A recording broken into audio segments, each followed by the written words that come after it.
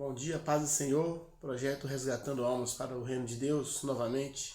Aqui Carlinhos na voz, Carlinho missionário, Carlinho servos, Carlinho amigo, Carlinho barbeiro, Carlinho do povo, porque Carlos em germânico significa homem do povo.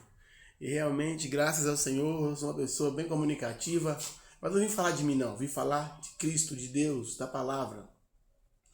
Acordei hoje com uma inspiração no coração sobre quão bondoso é o nosso Senhor. Geralmente o Senhor ele tem costume de fazer milagre em cima de milagre, ou seja, milagre ao quadrado, milagre duas vezes, mas depende de você. Quem é que gosta de, por exemplo, quando você alimenta um doce, aí você tem condição de voltar lá de novamente e alimentar novamente, repetir aquilo que é bom. Quando você está com um prato de comida nas mãos, você, que delícia, você vai lá e repete novamente. Nosso Deus ele é especialista nisso, em fazer para você um milagre ao quadrado. Queria dizer primeiramente um exemplo de Paulo. Ali após apedrejar Estevão, e ter o um encontro com Jesus, Jesus permitiu uma cegueira sobre ele.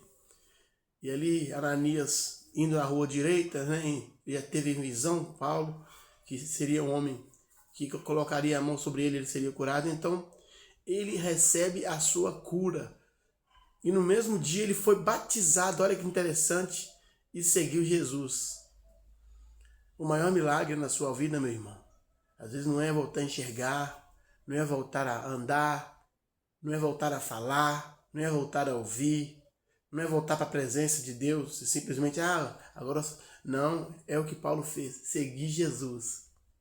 A mulher do fluxo de sangue, veja também que 12 anos sofrendo com aquela enfermidade, e pela fé Jesus disse, alguém me tocou, pois ela já foi curada pela fé, mas ela também seguiu Jesus pelo caminho.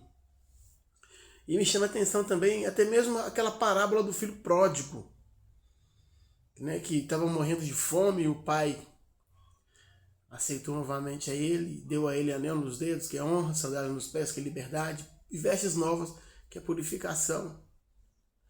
E ainda mandou matar o boi para fazer churrasco, o novilho cevado. Houve festa. Mas o maior milagre, ele permaneceu na casa. E quantas pessoas hoje vão para a igreja, recebem o seu milagre, voltam para a casa do pai, mas depois que recebem o carro novo, a casa nova, ou ali uma libertação, a cura, volta novamente para o mundo. Então, por que eu estou falando? Se você hoje consegue receber a tua cura e permanecer firme com Deus, você recebeu não apenas um milagre, você recebeu 2 milagres. Porque eu queria dizer que o último personagem dessa manhã se chama Cego Bartimeu.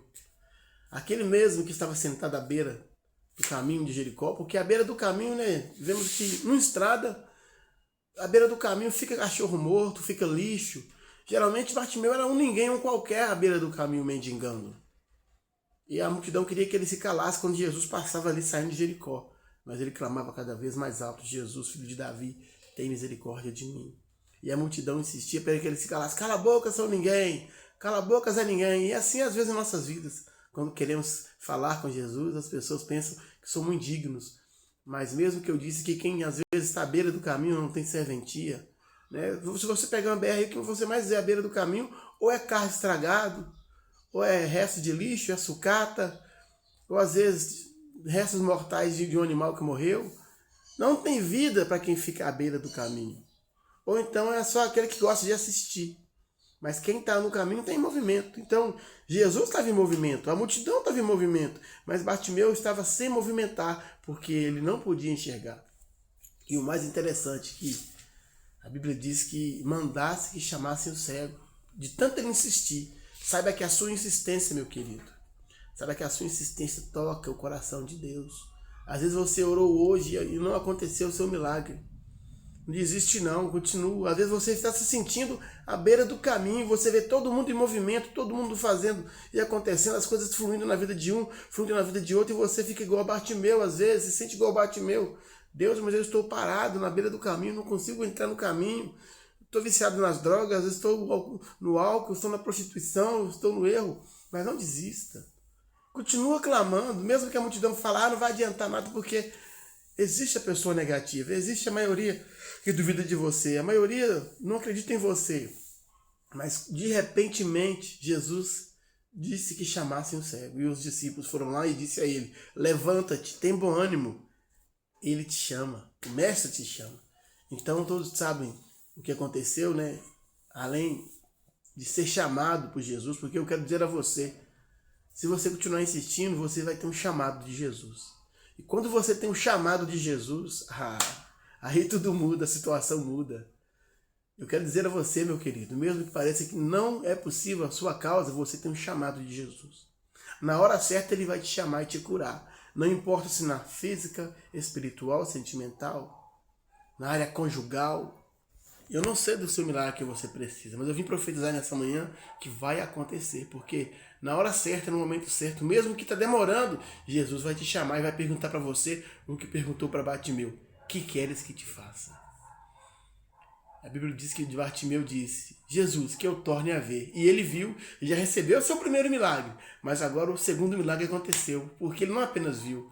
A Bíblia diz assim, em Marcos 10, 51 ou 52, que é o final, é as últimas palavras do versículo que começa ali em Marcos 10, 46, são apenas 7 versículos, essa passagem. Marcos 10, 52 ou 51, que ele logo viu e seguiu Jesus pelo caminho, aquele mesmo que fala em João 14, que eu sou o caminho, a verdade e a vida. Ninguém vem ao Pai senão por mim. Então Bartimeu, além de receber a tua cura física, recebeu a sua cura espiritual, descobriu o caminho, porque de que adianta ser curado, continuar ali, onde uma multidão que o apedrejava, uma multidão que o duvidava? Não. Quando você recebeu o seu milagre, eu